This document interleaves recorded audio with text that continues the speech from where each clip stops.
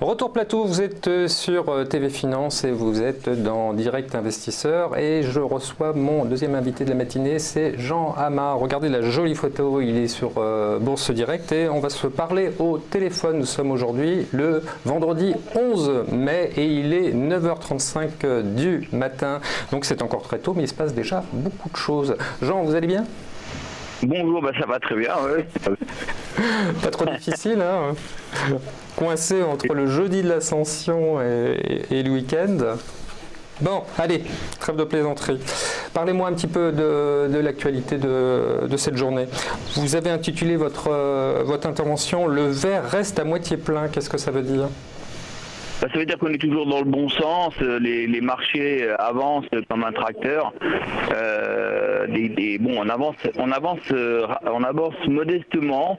On a récemment aligné une belle série puisque hier on avait signé la 8e séance de hausse au-dessus de 5500 points, mais dans une progression qui reste faible. On a gagné à peine 1%, vous voyez. Donc ça permet en même temps de gommer un petit peu les excès techniques et d'avancer, et on se rapproche à grands pas, on va dire, une trentaine de points maintenant du top annuel. Très bien. C'est quand même plutôt bien. Donc voilà, sauf que... Étant dit, on est quand même dans une semaine qui est un petit peu compliquée, faut le reconnaître. Et puis on a battu un record là hier, même si aujourd'hui le marché consolide un petit peu.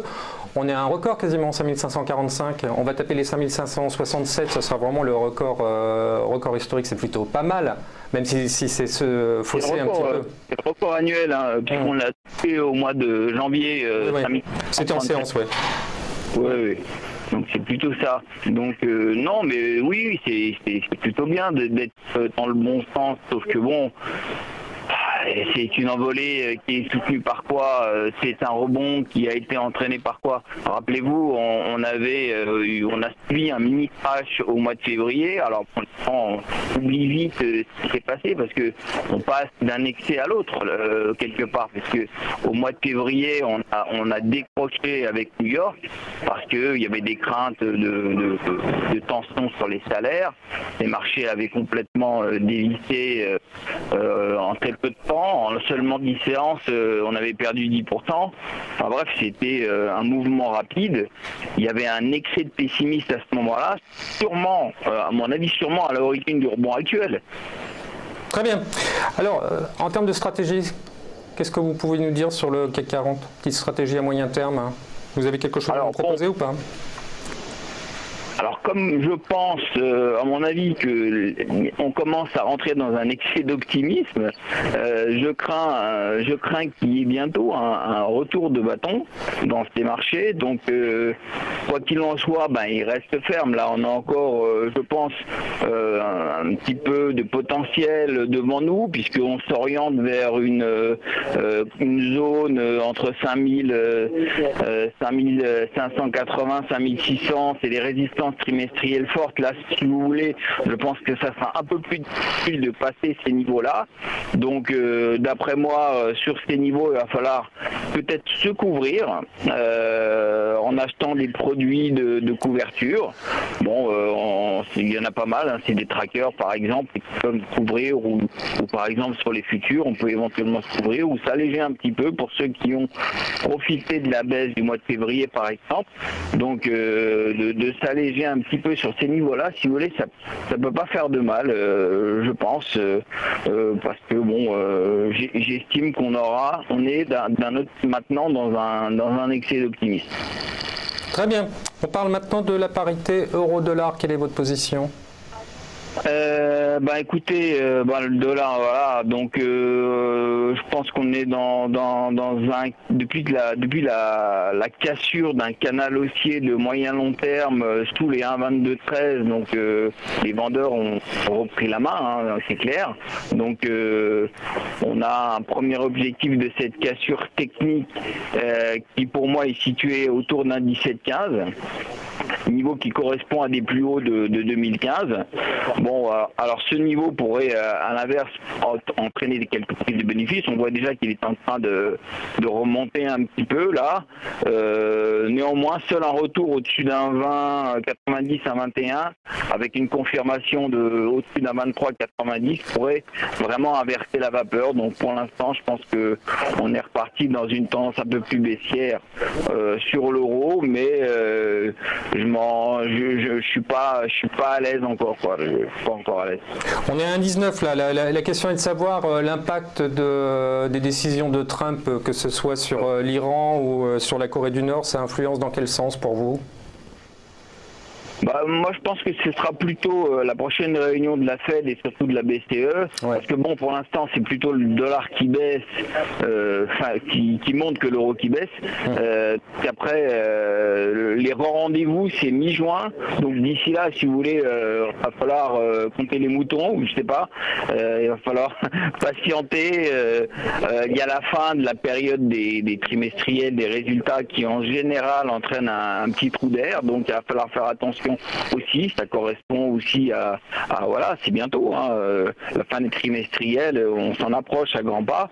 Il va falloir faire attention aussi. Et le 18 mai, on a l'échéance sur les futurs là, les options. Ça peut être aussi l'occasion de peut-être quelques prises de bénéfices, pourquoi pas. Se méfier un peu plus maintenant, je pense. D'accord. En tout cas, il n'y a pas de grand-chose à attendre à très court terme de l'évolution de cette parité. On est coincé autour de 1,19. C'est ça, message quand même. C'est à peu près ça, autour d'un 19, donc on aura au-dessus d'un 21. Graphiquement, sur le graphique, c'est voilà, clair. on est loin pour l'instant. Très bien, allez, on va terminer sur le pétrole. Là aussi, c'est compliqué, la lecture est vraiment compliquée. Quelle est votre position sur le pétrole? Je redonne les grands ensembles. Sur le Brent, on est à 77, sur le WTI, on est à 71. Comment vous l'interprétez, vous? Alors bon, déjà, je pense que ça peut être aussi faire attention à l'origine de petites tensions inflationnistes, même si aux États-Unis hier, on a constaté qu'il n'y en avait pas. Mais si le pétrole continue à monter comme ça, et c'est possible, compte tenu de la configuration graphique, il va falloir quand même en tenir compte dans nos paramètres. Donc, le pétrole, le WTI a monté de 19% depuis le début de l'année, le Brent a monté de 16% depuis le début de l'année. C'est pas neutre, on est quand même dans une tendance haussière sur le pétrole.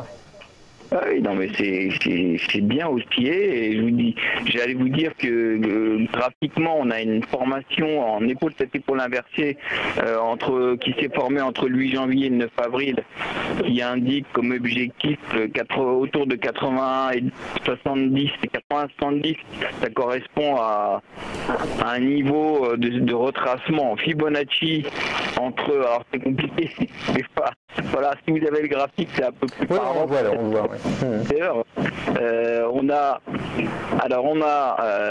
entre le deuxième trimestre 2014, les points hauts du deuxième trimestre 2014 et le point bas du premier trimestre 2016. Si on prend ces 2 points, on a un retracement qu'on appelle en Fibonacci, et 50% de retracement, ça correspond à 81,70. Donc ça c'est précis. On s'oriente en quelque part vers le retracement de 50%. C'est là que ça se jouera, à mon avis, puisque si on arrive à s'installer au-dessus, on pourrait encore dégager un potentiel de hausse de 15%. Bon, c'est pas fait, mais ça pourrait se faire. En revanche, si on reste en dessous et qu'on n'arrive pas à les franchir, on pourrait revenir aux alentours des 70 euros, le baril, je vous parle du Brent, on pourrait revenir au contact des 70. Donc voilà. Très bien. En tout cas, je regardais graphiquement, on est tendance haussière tout de même. Si je regarde bien le graphique, on va repasser le graphique. Il est assez facile à lire là, non?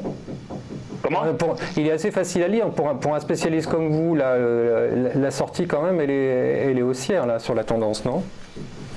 Très haussière, bien sûr. Là, il n'y a aucune équivoque là-dessus, il n'y a pas de problème, c'est haussier. Mais à partir du moment où il y a des mouvements, c'est normal, c'est des tendances qui se forment, et il faudra surveiller, je vous disais, les 50% de retracement entre ces 2 points, qui va être à niveau important. Très bien, Jean, merci beaucoup pour toutes ces informations. Ce sera bien sûr un grand plaisir de vous retrouver la semaine prochaine.